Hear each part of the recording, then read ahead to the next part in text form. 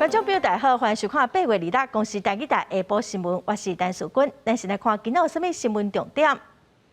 过来，今仔增加2例本土病例，2个人死亡。指挥中心证实讲有一批 BNT 的疫苗最近就对德国送来台湾。现在按说要伫9月中开放登记5倍券，10月初开始使用，期限是到明年4月底哦。计增加国民旅游当检券。台北市大安分局侦查队一个小队长，向检举讲提供证据予嫌犯，才搁去抓人来冲业绩，目前咧接受调查。新闻开始来看，咱过来今仔先增加2例本土病例，一个伫新北市，一个伫台北市，有6例带病入境，2个人死亡。指挥官陈时中是表示哦 ，BNT 的疫苗什么时阵会到，佫无确定，也毋过一批会先予学生仔来做。另外，驻高端疫苗不良反应通报到昨有18件，有3人死亡。咱来听指挥中心伫下晡上届新的说明。本土病例2例，那居住的县市台北市跟新北市各1例。那境外移入的案例有6例，那死亡的个案有2例。昨天疫苗的接种是83635剂。那我们现在的接种人口的涵盖率是41.24%，那机制人口比是44.72%。我到货的日期到现在还没有确定。到的时候当然以学生为第一优先然后接下来我们还是会照着这个。从年龄层就是我们1到10类原来那样的一个分配。今天的疫苗的新增高端有18件那其中非严重不良事件有15件，那死亡是有3件国产的高端疫苗，这礼拜开始注传出有4例注射了后熊熊死亡的案例，有医师是烦恼讲民众会唔敢去注射，所以呼吁政府应该赶紧把死因调查好清楚。另外，指挥中心昨暗证实讲有一批中国保险公司代理的 BNT 疫苗，原本是要卖予其他国家，所以包装是有应付必泰的理由。也毋过因为咱积极来争取，可能这个月底这批疫苗就会先送来咱台湾。辉瑞 BNT 疫苗真可能8月底来台。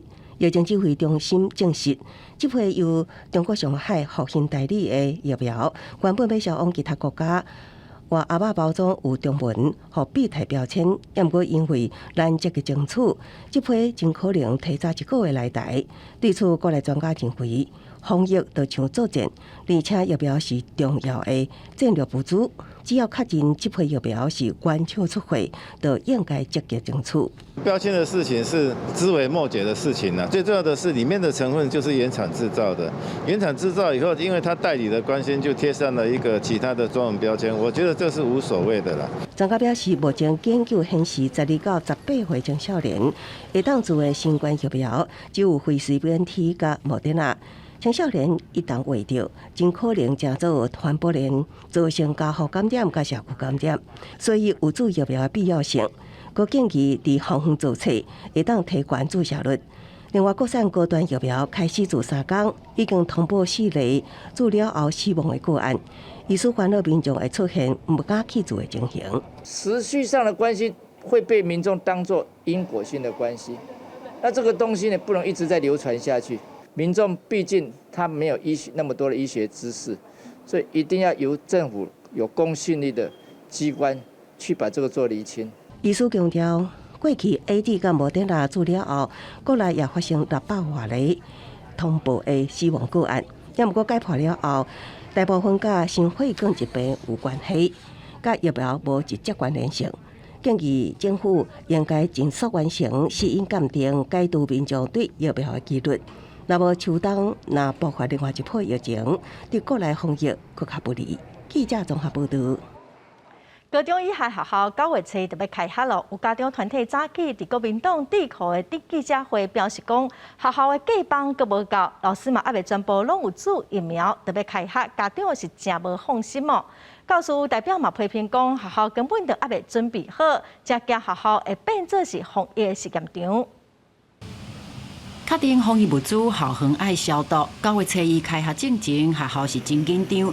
全国家长会长联名讲，学生食中昼顿时阵爱用的假放，有缘有学校买袂到。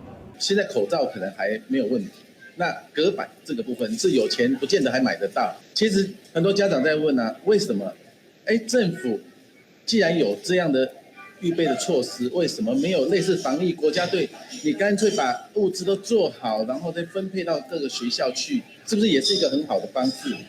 家长团体认为，若是有假帮的国家队，唔免为此烦恼。另外，到即马为止，也唔是所有的老师拢有注射疫苗，家长难免烦恼。台湾教育人员产业工会理事长杨伟峰指出，实体开学的前提是校方疫苗经费甲人拢够，但是即马这3个部分拢各有欠，烦恼校方会变做防疫的试验场所。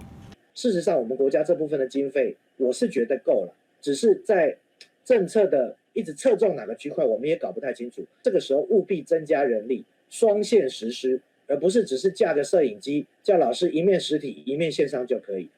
杨伟峰讲，若是学生违反防疫的规定，对中央到地方拢无强制手段的命令，老师爱如何处理嘛是困难。而教育部伫咧防疫政策规划犹原真弱势，呼吁指挥中心应该更加重视教育的需要。记者综合报道。来关心烦恼非洲地震，会伫国内开始传，地方政府嘛加强来查走私的肉品，也是加工品哦。高雄的警方伫23就查到2个查某人，因有16公斤对越南进口的肉制品。农委会昨嘛证实讲，其中有产品有验出非洲地震的病毒，即嘛迄嘛是高雄的头一个。塑胶袋内底装着一条条青的好友包肉，这是越南在地的食物。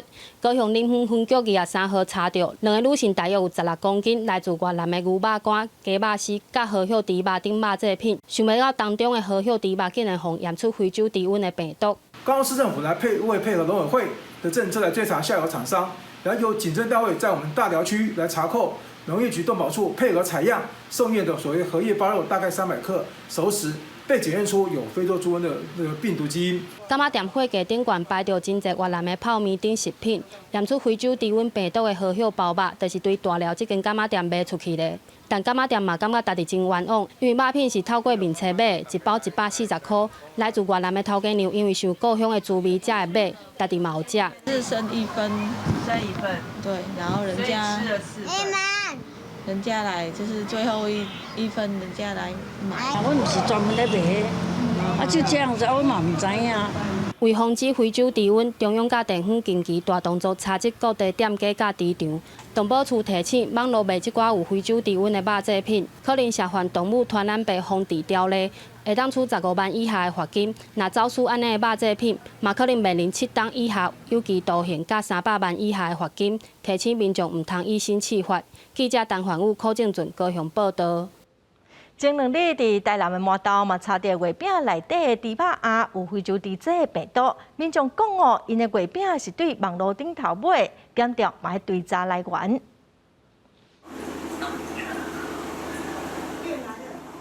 接到线报来到麻豆这个民家，塑胶袋除了酱料包，还有3个月饼。台南警方甲动保处卫生局的人员唔敢大意，赶紧送验，结果验出月饼的非洲低温病毒是阳性。当事人讲是用网络向代购公司购买。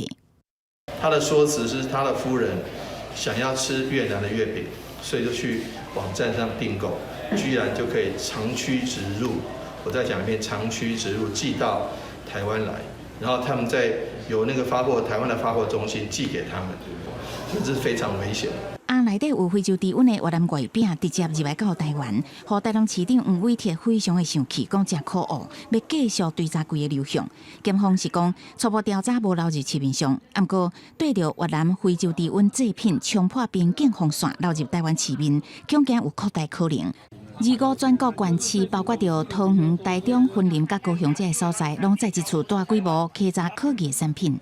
在本辖小港区一处越南杂货店，发现贩卖简体中文标示包装的猪肉月饼，及在冰箱展售无标示产地来源之荷叶猪肉卷。除了持续追查以外，农委会也宣布要严格管控喷的流向，即马开始放伫户外喷桶，拢爱提走，并拍算提供检举的奖金，互民众检举非法用喷饲猪的人。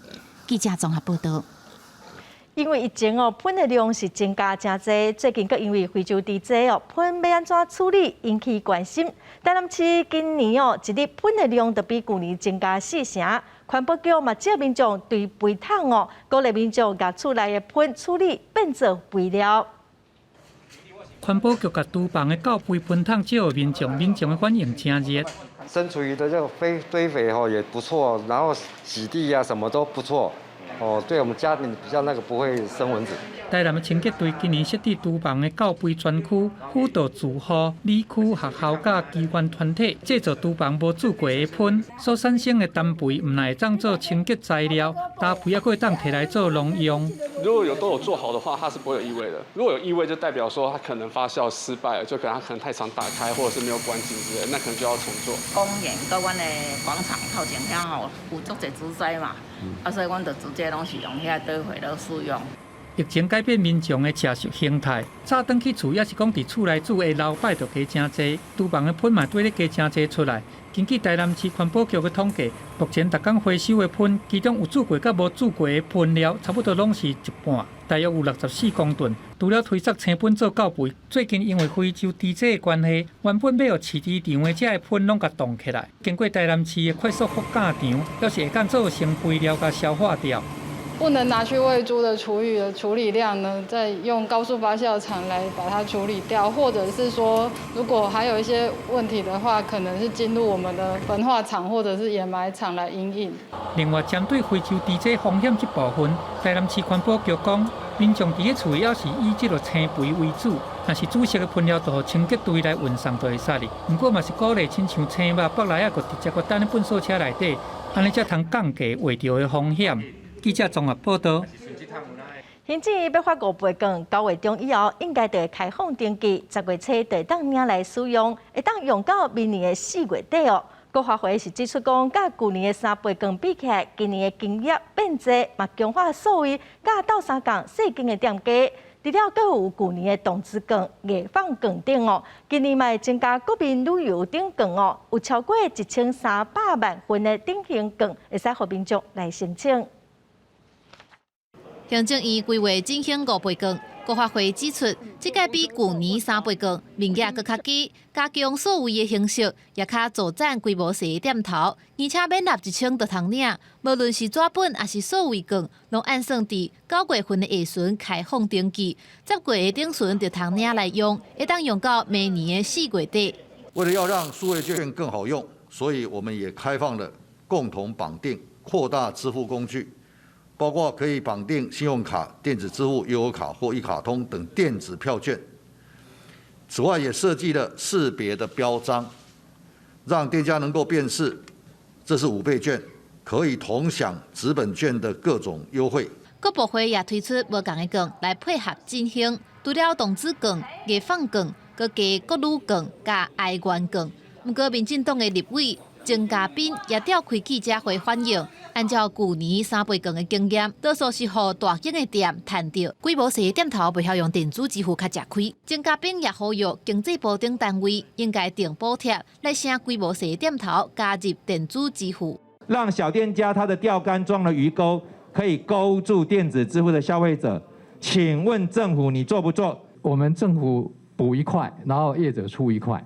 那现在已经做更动了，好，现在就是。业者只要出1块，我们出4块，好，就是1比4。最高多少？最高补3万块。这10几亿的行政费用，如果以整个政府的补助每人5000元来算的话，拿去排付发现金，在这些光是行政费用就可以发超过23万的民众。民众党立法院党团是搁在呼吁讲，爱排除好业人来发现金的诉求，因烦恼真侪业者因为疫情也未降级，会趁无。记者综合报道。为了要制定台湾新宪法，台湾制宪基金会向中选会提出制宪意向的公投，也毋过去年10月份受到驳回，基金会向法院来提起行政诉讼。今仔台北高等行政法院宣判讲败诉，基金会是表示因会阁上诉，要来请大法官解说。拒绝一中宪法。拒绝一中宪法。拿着标语，徛伫台北高等行政法院外口等待判决。台湾制宪基金会去年4月30日向中选会提出制宪意向公投，要透过公投制定台湾新宪法，迈向正常国家。我6个月审理遭到驳回了后，委请律师向法院提起行政诉讼，高等行政法院立判败诉。那人民对于宪法政策，我们选择制宪或修宪，本来就有表达这样的一个公投的方式来做一个决定，所以对于这样的宣判的结果，驳回原告之诉，也就是驳回我们的诉讼，代表说他没有去理解宪法国民主权原则跟创制复决权保障的精神。我们会循由法律途径继续上诉，并要求大法官会议做释宪。另外，我们也不排除另外在规划同样的一个公投案，在进行后续的努力。这项公投，和中常会驳回了后，提起行政诉讼，各方判败诉。这项基金会要继续提起上诉，高申请大法官释宪，希望借着公民投票，以民主程序和国家正常化。记者综合报道。受到太平洋高压增强的影响，中央气象局是提醒哦，未来一礼拜全台湾的天气拢非常的热热，尤其是大台北、桃园地区，佮有花莲、台东哦，有机会会出现36度的温度。紫外线的指数嘛是危险到过量的等级，过到会落雷公雨。西半部地区佮有山区，嘛有可能会落大雨。中央气象局指出，为27到31这段期间，太平洋高压增强。全台湾各地是好天烧热，南投内陆一点的地方，花东的纵谷也经常出现36度的高温。太平洋高压比较势力比较强的这个情况，可能会持续到8月底。在这段期间，各地都还是要留意白天气温偏高的状况。气象局透早就发布高温的资讯。日落中昼迄卡到，花莲县唱国是柑仔色的灯号，有连续出现36度高温的机会，甚至无排除会出现38度的高温。台东县唱国、大台北地区、桃园市是黄色的灯号，嘛有出现36度高温的机会。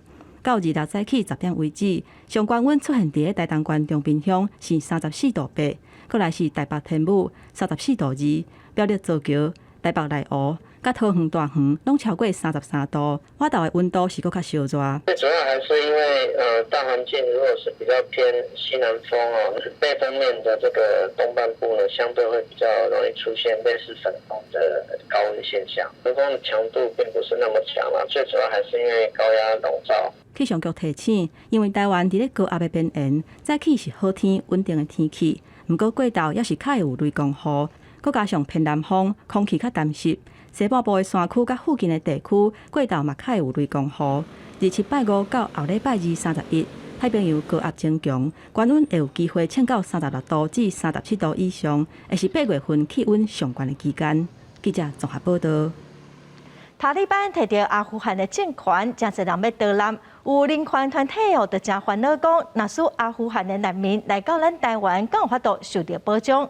也毋过，咱的外交部是表示讲，咱国的难民法阁还未完成。若是真正有难民来到台湾，会看实际状况来提供必要的协助。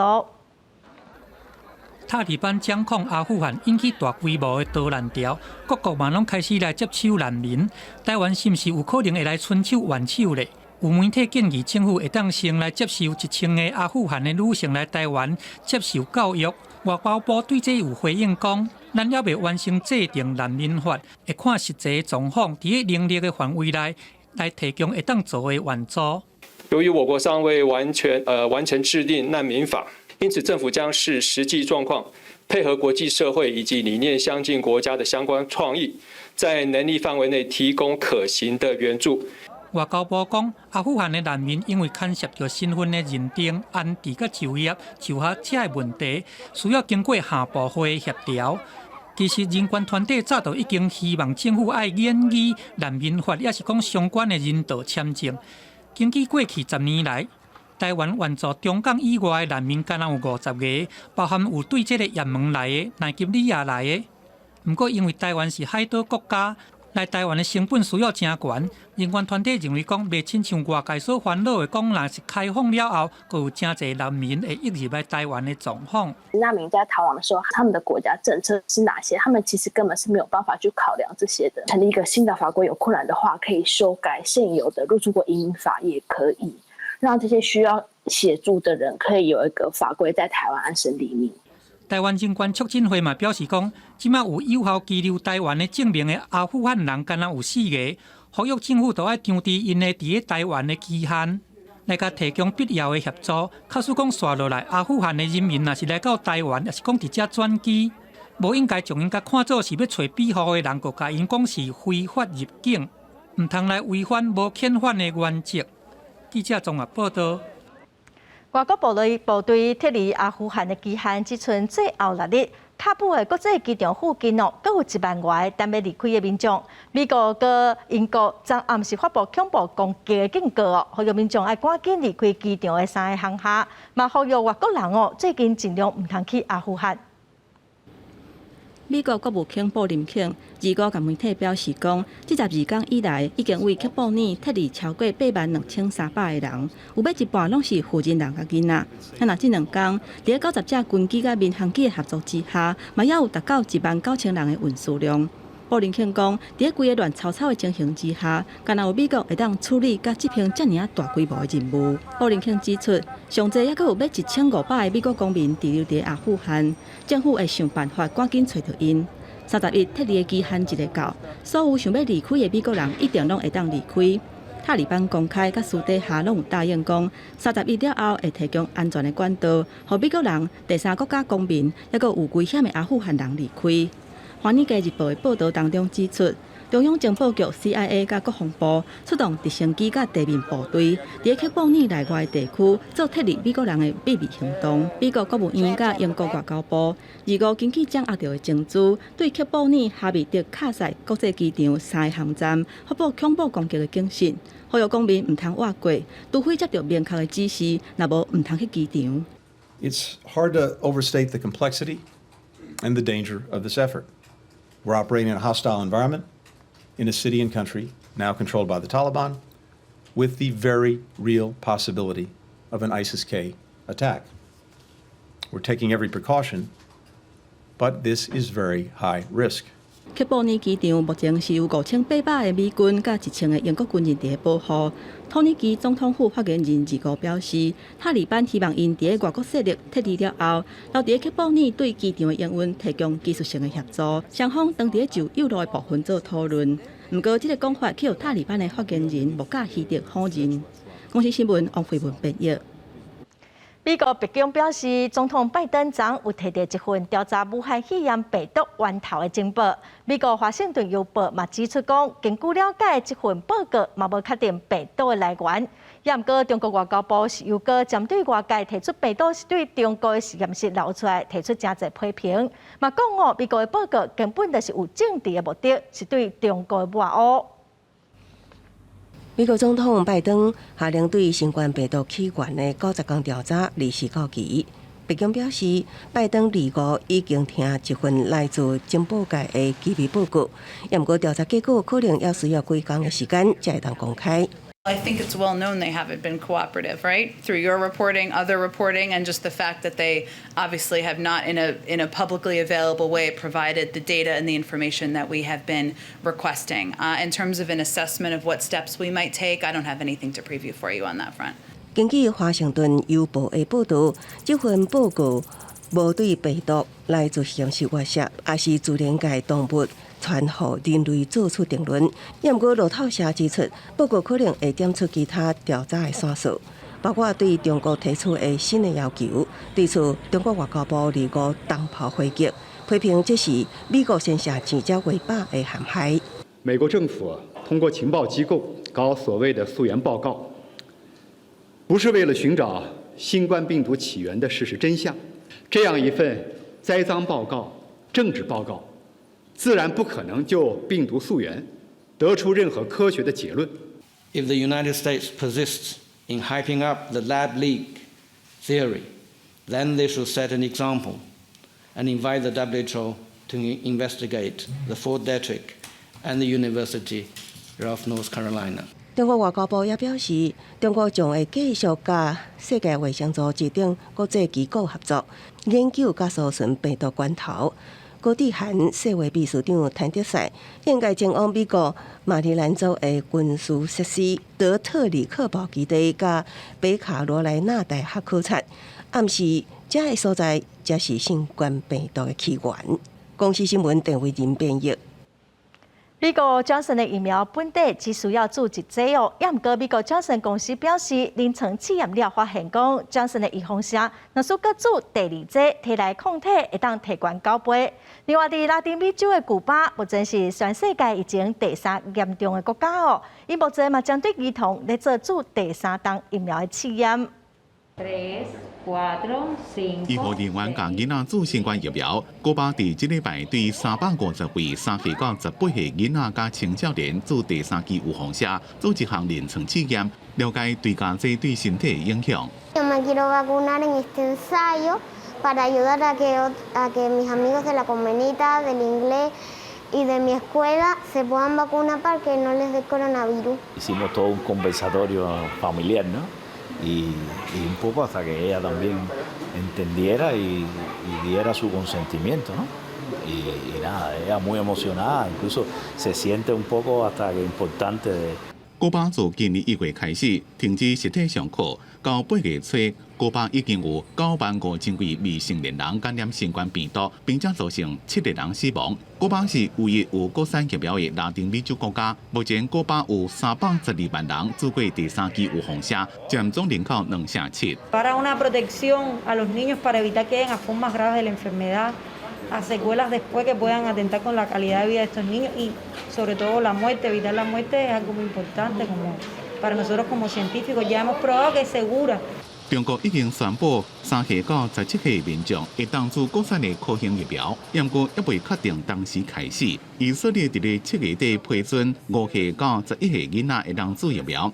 美国的紧急使用授权是即个人开放12到15岁青少年，那12岁以下爱医生登记。另外，美国招生公司如果引述临床试验的结果讲，做1剂式的招生疫苗的民众，若是伫咧6个月到8个月了，佮追加第2剂，体内抗体会当提悬9倍。招生讲，这项资料是来自美国甲澳洲所进行的2项第2阶段研究，总共有2000人接受测试。公司新闻陈伟林、蒋建光编辑。再来看国内的新闻，台中市消防局的消防人员去年去受训哦，结果发现讲，伫训练的期间，本地的危险加级、摔杠级比平时减领1690块，有将近300名的消防人员，嫌2014年到2018年加领的津贴，拢要求讲爱还回来，金额大概有300万哦。这款做法嘛引起媒体的批评。小甲碰碰都铁片厝，逐场火灾拢有伊的危险。消防人员平常时都爱靠专业的训练，不过这么所有基层的消防人员出面甲民代投诉，讲台中市消防局用因伫受训的期间无危险性来做理由，要甲受训消防员的危险加级津贴甲讨转去。有人被收回3万，也有人被收回快将近20万，所以都不等来跟我投诉抱怨。台中市消防局讲。危险加级补贴分做2款，外勤人员领的是1级危险的加级，有8430外块；也若内勤甲受训的人员，因领的是2级的6740外块。这2项差1600外块去。2018年底，消防署落公文，讲这受训者因算的是2级加级，讲要讨回约300个消防人员因应领的津贴，总金额差不多有300万。月数不同，所以说扣缴金额会不同。其实没有统计那么详细的，刚才有跟各位报告，各种受训的长度太多，性质太多，有事实的话，就要当时就是依规来处理啦。消防员工作权益促进会因认为讲，2018年底的公文从2019年开始有效，不过这波因讨的是消防员伫咧2014年到2018年的期间咧受训，法规无应该抓到进前的代志。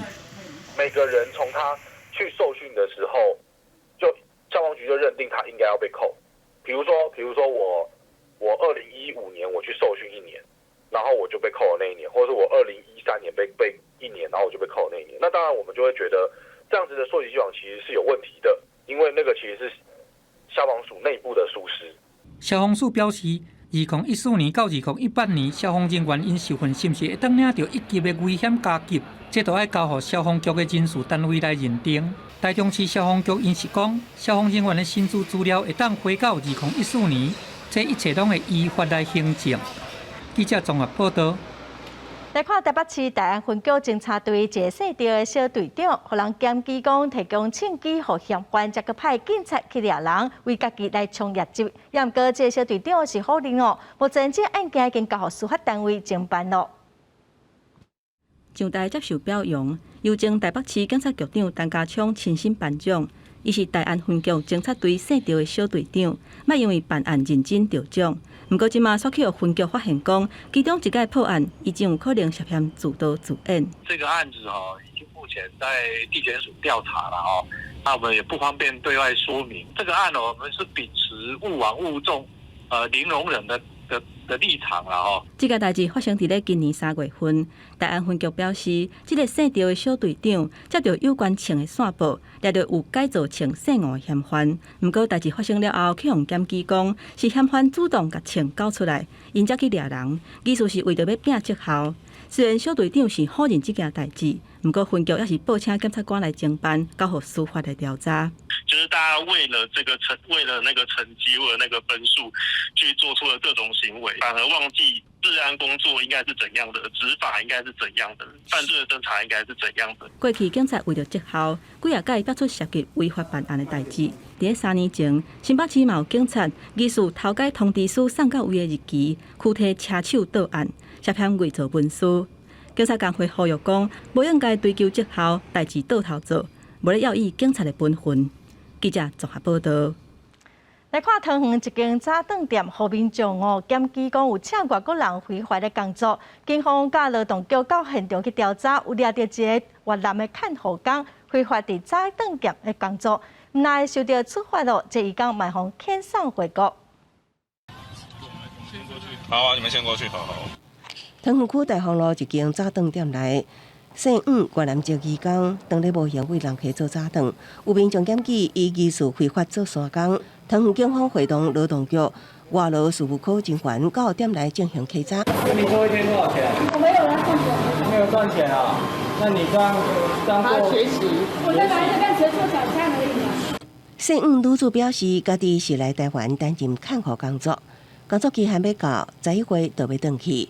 透过朋友介绍到早顿店学技术，打算回国了后开早顿店。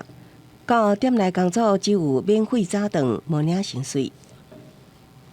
当场查获一名越南籍看护工非法从事制作早餐等工作。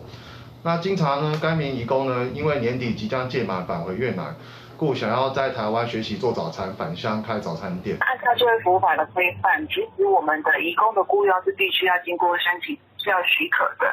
那原则上，早餐店其实根本就不可能会有允许移工的一个申请。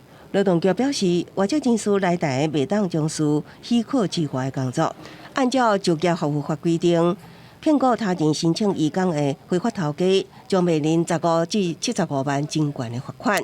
这名移工将遭到废止骗过许可、遣返回国的处分。记者综合报道。来看台东离岛世界真出名的条例海底温泉，本地是民间的经营，也毋过今年5月份，因为管理出问题，东海岸国家风景区管理处就要求业者要暂停营业。后来有90多间当地民宿业者嘛抗议讲，因手头阁有4万多张温泉券要求要退钱。最近离岛的民宿业者是表决通过，要求东管处爱接管条例温泉。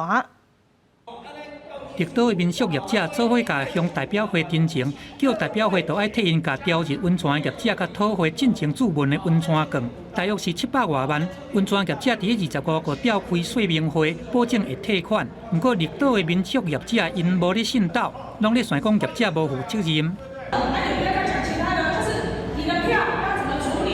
报一个长官甲保证，伊一定做，迄拢骗人的。离岛的朝日温泉是予东海岸国家风景管理处委托东方之泉来经营的。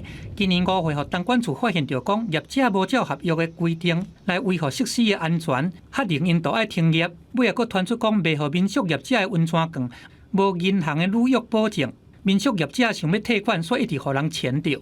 有90几间民宿业者伫个说明会顶悬通过决议，爱东管处强制接管。东管处是回应讲，业者已经有因伫9月13进前会修好开放。不过会先建档和合者签约的保证金200万，要求业者都要照片照行来修宪这的设施甲退款。这些有全部的兑现，然后切票也都处理完，才有空间来谈这个所谓的强制接管。东管处强调讲，9月13是上尾的期限，便若是业者跳票，东管处就会来强制接管调入温泉。不如个绿岛的民宿和饭店的这业者，因伫疫情的期间，差不多拢是无收入，佮拄碰到调入温泉的票根问题。因若9月又搁来到旅游较热的季节，绿岛的旅宿业者讲，今年是做生意上界惨淡的一年，要求东管处都要好好甲把关好较点点嘞。记者综合报道。来看台铁南投一直到车城路段8月14崩山20已经开放通车，也毋过今仔透早4点，台铁发现一节线23号崩坑的结果有淡薄状况，所以新丰路火车停驶哦，目前是先用公路客运来载旅客。这支车头内底游客车位上少，而列车开到这，佫要准备回头开往二水，因为这支线通往车亭受到路线封闭影响，造成一直到车亭之间停驶。不过受到疫情大雨影响，14号就已经停驶一遍，20号通车了后，无到1礼拜，又佫再一次停驶，地方烦恼影响到观光。加上疫情。还有现在这个崩塌的状况，以及原本预计明年下半年就要开始的这个停线的作业，所以说我们这个地区的业者他们的这个旅游市场的一个寒冬，可能接近3-4年，是一个蛮长的一个时间啦吼。台铁工程车入到崩坑，勘察崩坑边安全状况。这个月14号，因为一日到车亭之间的边坡放弃，铁公路拢被砍掉，虽然伫20号认定结构，并无明显的受损，恢复通车。不过26号佫发现崩坑标继续积压的状况，如果再一次停驶，透过空拍来看，边坡土石大量放弃，下骹就是台铁第支线。2号佮3号的崩坑，台铁表示，因为山区还是有落大雨的状况发生，嘛有边坡再一次无稳，评估了再一次宣布以封城的封路。邀请土木技师进去确认。好，确认以后才能够针对他的评估报告哈，我们做后续的治标治本的一个改善作为。边坡的上面是南投县政府哈，他们也要做一个正确的水土保持啦。台铁表示，就车结构技术进行鉴定，确认结构安全以及进行补强。医生发包了后，要6到8礼拜才会使动工。除了配合管护以前瞻计划来进行边坡维护，卖未至监控片面财政扩大，拢是希望会使今年来通车，片面观光佫受到冲击。记者南投采访报道。之前因为 NCC 的官员爬山主者造成火烧山，伫雪霸国家公园内底有一间全台湾上悬的土地公庙，管理处惊讲民众去山顶拜拜点香烧金毛，无可能会有火烧山的风险，所以今年7月份就甲土地公请走。也毋过，这做法嘛引起真侪讨论。金管的雪山是全台湾第2高峰名列5角之一，其中雪山下面的翠池3520公尺悬，故宫为一座台湾上悬的土地公庙，甲翠池的下面黄金灵线并列做翠池的山景，是山友因共同的回忆。这座土地公庙是早年救国团的登山队所设置的，后来民国81年雪霸国家公园管理处成立，才开始来管制山林。不过因为爬山的民众定伫遮烧香拜拜，加上今年5月玉山大火，雪管处决定替土地公来搬厝。在疫情的期间，那我们就跟东势林管处来协商，那把这座土地公，然后请下山，目前是安置在供奉在那个八千山森林优区的。土地公落山，伫山友界引发不少讨论。有资深的登山的领队认为，国家公园本来就毋是展现宗教信仰的所在，为了规划珍贵的森林，一时搬迁庙寺。没有必要在那个翠池那么高的地方设一个让人家可以祭拜的庙宇，因为一般人会去到那边就是想爬山而已嘛。所以那个有没有庙，对一个去那边的人，应该也不是一个很重要的问题。工作人员甲土地公庙移除了后，伫原来所在放着有平安里因为妨碍岩礁，记号艺术依然存在。雪管处提醒，国家公园禁止起火加设置祭祀设施，违者依照国家公园法处上悬大票3000块的罚款。记者综合报道。有愈来愈侪少年人返乡去做事咯，因对农业科技的接受度嘛较悬。来看台南的客家有一位少年农民，伊就引进智慧系统来种果子。这套系统会当自动控制压水的量甲落肥的时间，嘛较好控制果子的品质。种果子也会使真科技化。这位台南青年罗建良将智慧系统结合雨量的预测，自动判断压水的量甲时间。若是水量上高，阁会当自动排水，栽培作物是真有效率。包含数据的收集，然后呢，我可以节省比较多的工。对，我觉得这样子可以去让我们去更了解植物，我现在对植物它做了哪些，而不是盲目的去做。对，包含我的肥料的控管，我肥料的合理性，其实我就可以很合理的去做的这些有数据的收集。这套智慧系统真厉害，互农民只要操作系统，就会使种好果子，省资源又够省工。不过，这也是一项投资的成本。像现在爱占的农民，其实会愿意投资那么多的，其实也不多啦。因为每一套系统其实都是还蛮贵的。我们也很感谢行政院农委会，对我们有这样的一个补助，因为它补助还蛮不错的，它补助可将近快一半啊。即卖消费者对农产品的要求愈来愈悬，农民也着不断提升生产的技术。有高科技的帮衬，会当互种出来作物有更加好的品质，也互农民会当做甲更加久长。记者综合报道。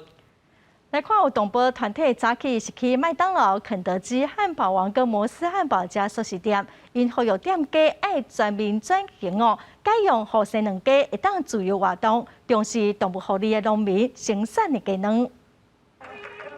穿着家母的服装，动保团体来到连锁素食店头前，大跳活力健康操，呼吁素食业者唔通阁使用甲家母管理真细空间内底所生产的技能，是改用会当互家母自由活动、重视动物福利的非人啊饲的技能。唯有把母鸡从格子笼解放出来，使用非笼式鸡蛋，才有可能让母鸡跟消费者都健康。像安尼，甲几只家母管理一张 A4 纸张大小的笼仔内底，家母无法度点开食啊，嘛无啥可能用刷来洗身躯，替家己除虫。动保团体认为，因承受着压迫甲痛苦，互当作是生卵的机器。会再来到4大连锁素食分店，包括麦当劳、肯德基、汉堡王甲摩斯汉堡，呼吁停用无人道方式生产的卵。台湾目前有将近4000万只母鸡都还关在非常狭小的笼子里，连筑巢产蛋的这些基本需求，他们都没有办法满足，是非常痛苦和紧迫的。分店接到定情批了后，拢表示由总公司来回应，为2012年后明禁止用笼仔方式饲生产的卵了后，就展开对国内素食业者的游说。但到今游园还未看到进展，才会再度来发起行动。搁一个呼吁，各间总公司来善尽企业的责任，供应兼顾着消费者健康甲动物福利的食材。记者林夏基文台北报道。受到疫情影响，国民健康署指出，今年癌症体检的人数是比去年同期减少1成，敢若大肠癌体检的人数就减少13万人其中有可能2万例验出阳性的民众因为伊无做检查，所以无法度早期发现、量早治疗，所以国健署是呼吁民众爱定期体检。受到新冠疫情甲病院医疗容量的影响，民众就医的意愿降低，嘛互癌症体检的数量下降。根据国健署的统计资料显示，政府所推动的脸癌、子宫头癌、大肠癌、甲喙腔癌等等4种癌症，到今年7月底，体检的数量虽然是超过240万人次，不过也是比去年同期体检的数量减差不多1成。我大概就有将近29万人没有被筛检，那么这中间就会产生原来你在身体里面一些早期的疾病，便不会因为疫情而消失。国健署表示，以大肠癌做例，敢若是今年体检的人数就减13万人，可能有2万的阳性者无做检查。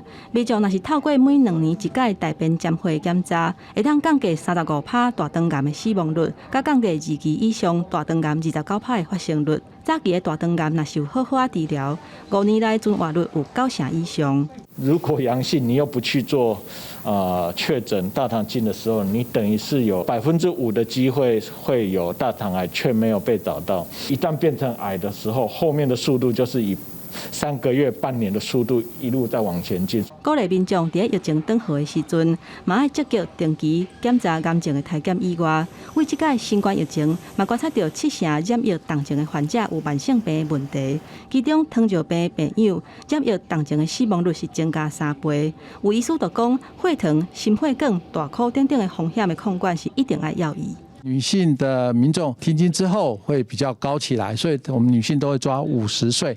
那男性可能就40岁之后，可能就必须要小心了。那至于 BMI 的部分，但我们尽量是希望能够保持在正常，就是24以下。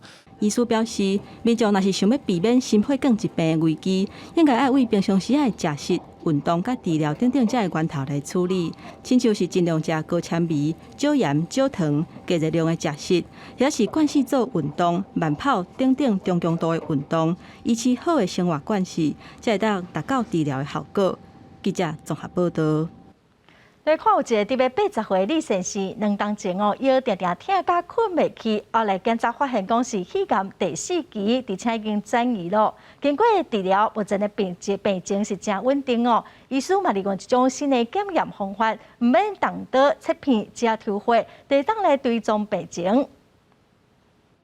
肺癌是咱国民众癌症死因排头名的，每一年全台湾有超过9000人因为肺癌死亡。已经结婚20多年的李先生，2019年因为腰痛困袂落眠，去医生看，检查发现讲竟然是癌症末期，而且已经吐去到几啊笪。医生用液态切片基因突变检测，为患者的 DNA 内底找到肿瘤的信号，和患者量早评估，及时监控病情。因为我们也是第一次遇到啦，那所以说赖主任就说，先用一开始我们先进来的时候。就是先住院，先用那个切片，然后先做基因检测。一开始我们那个癌指数很高，前2、3个月，我那个癌指数一直降，就反应得很好。原本规片黑色的所在，1个月了后缩减真济，代表肿瘤明显消退。透过液态切片，敢若需要抽血，免做侵入性的治疗，就会当予医生来确认药啊敢有效果，评估敢有需要换治疗的方式。嘛，互李先生的病情控制了真稳定。其他的切片的做法大概是比较倾向就是侵入性的这样的一个取得组织，那这是一个很重要的一个优势。在技术已经到位的情况之下，我相信未来液态切片应该会变成很重要的检测主流。即马面对变化真大的疫情，大部分癌症的患者还阁伫咧张图讲敢会当注疫苗。医生表示，癌症是属于重大伤病，去用来做是第9类优先注射的族群，除非是患者的免疫状况真歹，或者是长期接受特定药物的治疗，若无会建议讲和医生讨论了后，尽量还是去注疫苗，避免因为疫情影响到病情。记者综合报道。昨昏公布今年将对台北、台中所调查的米其林指南哦，米其林嘛宣布讲，对于明年开始哦，要来增加台南甲高雄的美食推荐。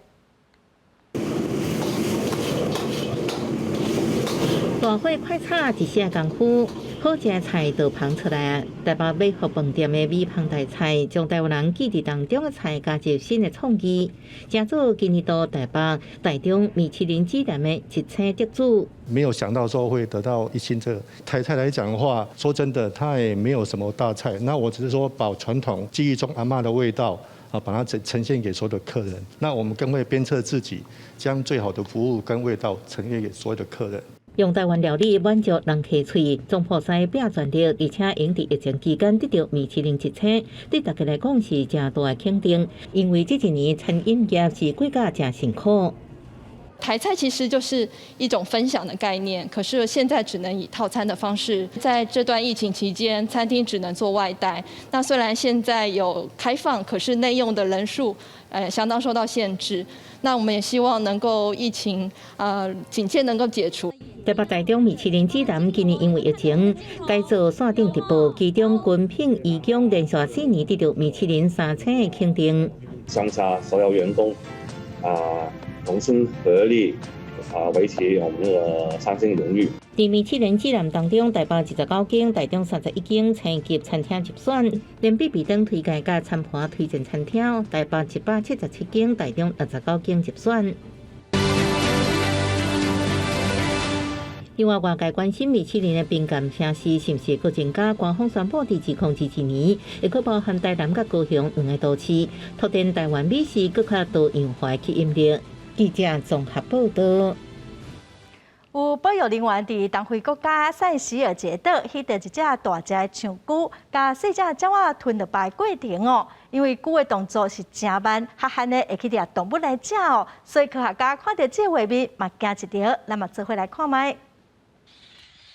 一只正大只的象龟慢慢爬向一只细只燕鸥，一只细只燕鸥一直拍石膏，一直叫，燕哥尾也是被夹着头，和这只绿龟食的巴肚内。I said, guys, look at these tortoise is doing something strange. 保育人员去年伫东非塞西尔的弗雷格特岛翕到这只亚达拉伯绿龟掠细只鸟仔食，也惊一个，因为科学界普遍拢认为绿龟主要是食菜。三不过是会食一寡烂去的肉，也毋过袂挑工去掠动物食。这段画面改变大家的想法。It seems to be an aggressive action, and it seems to be deliberate. There's nothing very casual about this. So that all adds up to a tortoise that's done this before. 研究人员将这种行为叫做慢速拍拉。因讲，细只燕鸥自树仔顶的鸟兽落落来了，伊的本能认为地面真危险。所以，就算是看到危险啊，也无愿意离开树下，才互象龟掠去食。And I suspect what we're seeing is something that used to occur in the past, but no human has seen for 200 years. 科学家讲，有可能过去绿龟就掠鸟仔食，只是人类的入侵、生态改变影响绿龟的行为。目前，弗里格特岛顶头有超过300只亚达拉伯绿龟，26万只海鸟。研究人员打算要加强观察，希望更加了解绿龟拍拉的行为。公司新闻齐婉玲编辑。下半部的天气，咱来看各县市详细资料。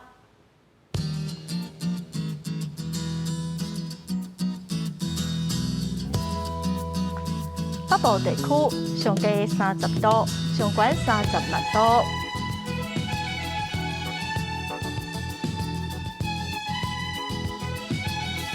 中部地区上低29度，上悬34度。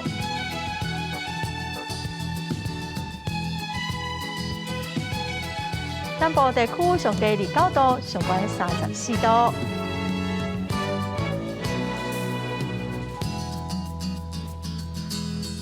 东部地区上低29度，上悬33度。华岛地区上低28度，上悬33度。感谢观众朋友收看《公视电视台下晡新闻》，我是陈淑君，明仔下晡3点，咱再会。